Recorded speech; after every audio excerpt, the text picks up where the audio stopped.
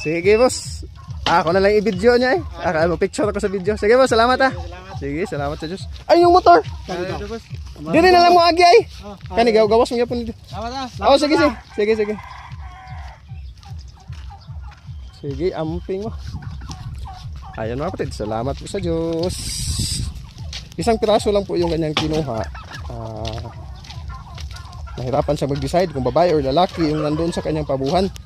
Nung tiningnan ko, para sa akin babae, 4 na buwan na kasi maliit. Tapos yung instinct ko po, babae talaga yung nandun sa kanya. Kaya ayun, sinabihan ko siya, ayun sa kanya, lalaki na raw.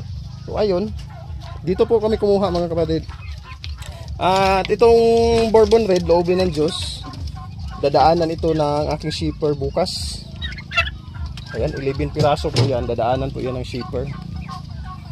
And then dito naman,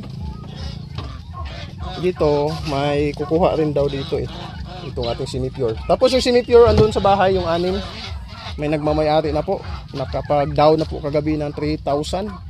Ayun, salamat sa Diyos. Dahil nung nag-post tayo is marami pong nag-response at nagustuhan nila.